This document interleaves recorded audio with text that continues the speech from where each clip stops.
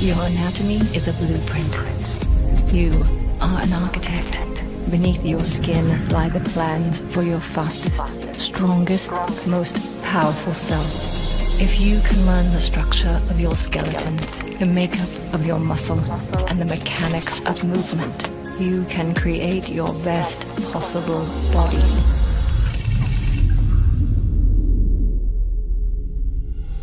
I'm Mike Robertson. This is Built by Science.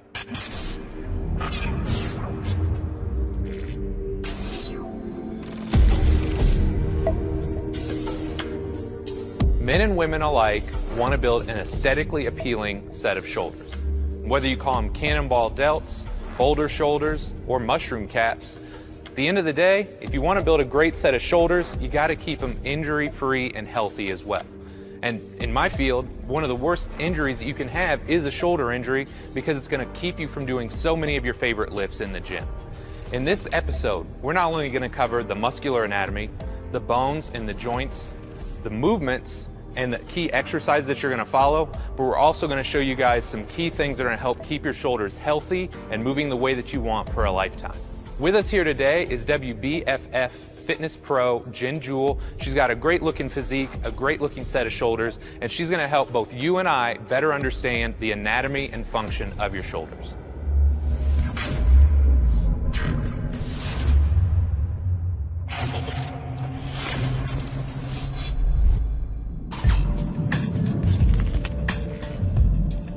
Let's go ahead and dive into the muscular anatomy of your shoulders. One of the best ways to understand this is to think of peeling an onion. On the outermost layer of your onion, you have what are called your deltoids. And these are the big shoulder muscles that most people are interested in building in the gym. So I'm going to use Jen here. And just to give you guys an idea, you've got 3 heads to your deltoids. You have an anterior head, a middle head, and a posterior head. So the anterior head runs from your clavicle or your collarbone, comes down and across and ends up on your humerus or your arm bone. So it starts at the top or front of your clavicle, comes down and across. The second is what's called your middle deltoid. So I'm going to have Jen just give me a little quarter turn here. And if you can imagine, this actually runs from the top of your scapula or your acromion process of your scapula, comes down, and it also attaches on the outer portion of your arm. Last but not least, you have what's called your posterior deltoid, and I'll show this on Jen's opposite side here. But if you can imagine on the back side of her scapula, it's her scapular spine, or that ridge on your shoulder blade, that's where your posterior delt starts. And it comes down and across, and it also ends up on your humerus or upper arm bone. Now that we've covered your deltoids, I want you to imagine having that onion, right? The deltoids are the outside portion of your onion. And if you peel away that top layer, underneath, you're left with a deep layer. And that's what's essentially called your rotator cuff, or your rotary cuff if you're from Indiana like I am. When you're talking about your rotator cuff, there's 4 muscles that I want you guys to envision. And it's going to be kind of hard to see on Jen because they are deep to your deltoids, but I'm going to point them out to you anyways. Your rotator cuff is comprised of your infraspinatus, right? And that's a big muscle that spans the outside portion of your scapula. Underneath your infraspinatus, you have a smaller muscle called your teres minor. The next muscle we're going to talk about is called your supraspinatus, and it runs from the top of your scapula, comes down, and it attaches to the inside of your humerus or your arm bone. Last but not least, if you can imagine looking straight through Jen and seeing the front side of her shoulder blade, you've got another big muscle there called your subscapularis. So the way I remember the rotator cuff muscles are the acronym SITS. Supraspinatus, infraspinatus, teres minor, subscapularis. Remember, we've covered 2 major muscle groups, the deltoids and the rotator cuff. Now that you have a better understanding of the actual muscles, let's take a look at the bones and joints involved in creating those movements around your shoulder.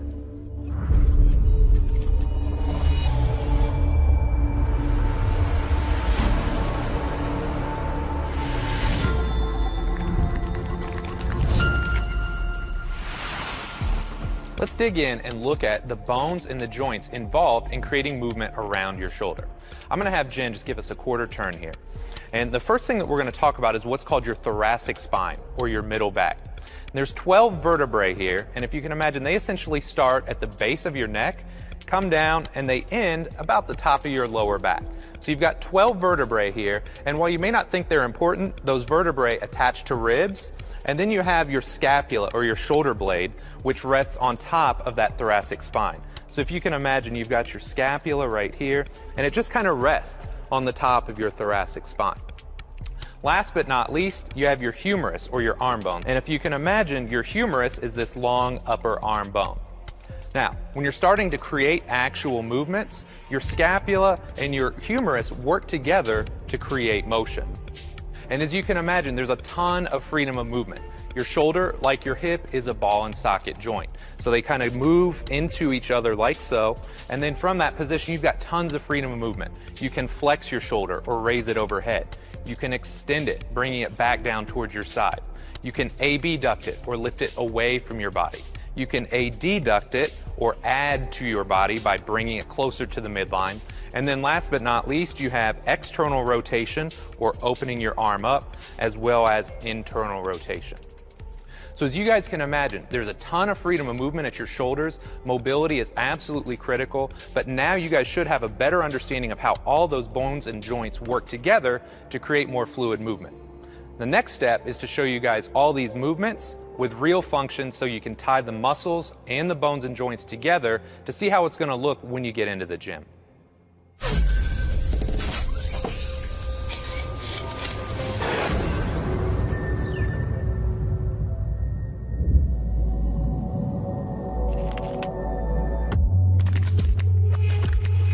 Now that you have a better idea of how your scapula or shoulder blade and your humerus, or that glenohumeral joint, work together to create motion, let's take a look at the individual muscles and the functions that they can do for you.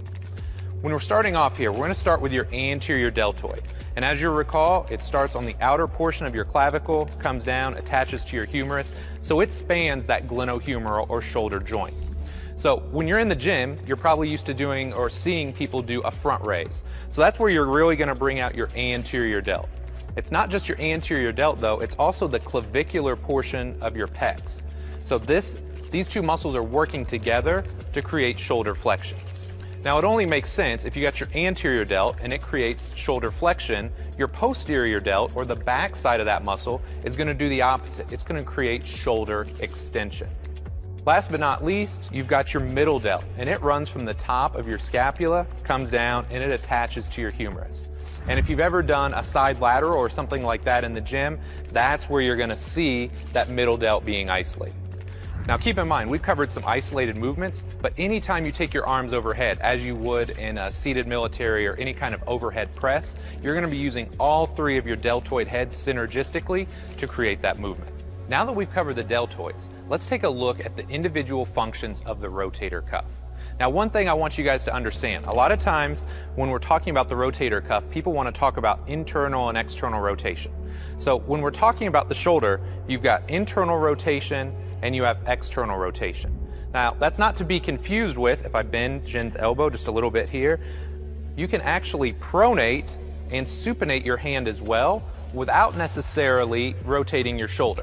So keep in mind, when you've got the arm straight and you're moving from the shoulder, that's where we're talking about internal and external rotation. So with that being said, you've got your subscapularis, and then that's that muscle that starts on the inside of your shoulder blade. It's responsible for internally rotating your shoulder or turning it inwards on a long axis. So if you've got your subscap internally rotating, you gotta have something on the back side that externally rotates. So I'm gonna have Jen spin around here. And if you can imagine, on the back side, you've got your infraspinatus and you have your teres minor. So if she's internally rotated and I externally rotate her shoulder, that's where you're going to turn on and engage your infraspinatus and your teres minor. Now, last but not least, if we're talking about abduction of the shoulder, you remember you've got your supraspinatus and it kind of runs along the top of your scapula or your shoulder blade. It's there to abduct or lift your arm away from your side. And a lot of times, if you read the research, and I'm a geek, I read research, it'll tell you that supraspinatus is responsible for about the first 30 degrees of abduction. Now, we've gotten kind of geeky and we've talked about internal rotation, external rotation, abduction. That's all fine and dandy. But when we talk about your rotator cuff, arguably the truest role is to create stability throughout your shoulder joint. So if I just had Jen's arm hanging out here and I pull on her arm a little bit, her rotator cuff works almost like a tractor beam. It's pulling her shoulder back into the socket. So you guys think about when you do a dumbbell row or when you do a chin-up and you get long through your arm, your rotator cuff is naturally turning on to create stability throughout your shoulder joint. So while you can do all kinds of isolated movements, if your shoulder and your rotator cuff are doing what they're supposed to, it's not going to take a lot of necessary isolated training to get the kind of result that you're looking for.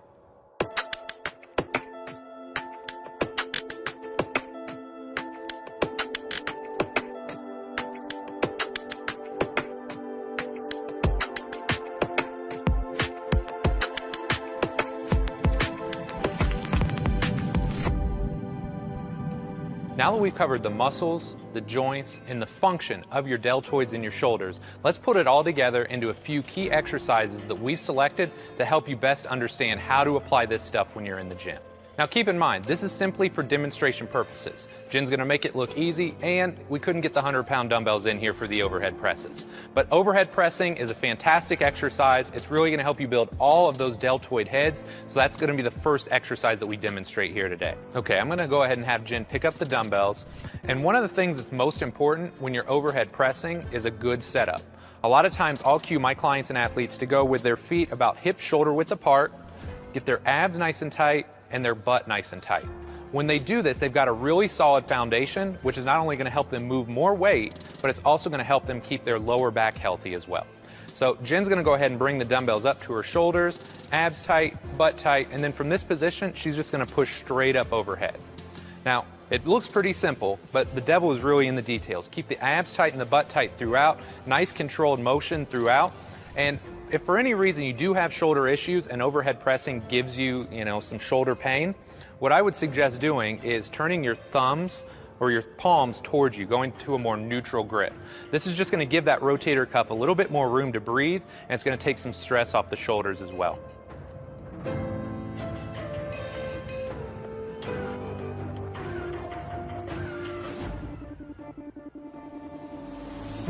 When you're overhead pressing, don't forget you're literally using all three heads of your deltoids to create the movement. The posterior delt, the middle delt, and finally the anterior deltoid. Now, you'll probably see lots of people banging away with tons of isolation exercises at the gym. Trust me, I get it, I love those exercises too. But if you want to maximize the growth and development of your deltoids, you got to make sure you're throwing a big compound overhead press in your lift. Last but not least, when people go overhead, some people have a tendency to have pain, dysfunction, or they just don't move particularly well into that range of motion. If that's the case, make sure you're getting that checked out, make sure your mobility and your overhead range of motion is there before you go full steam ahead with your overhead pressing.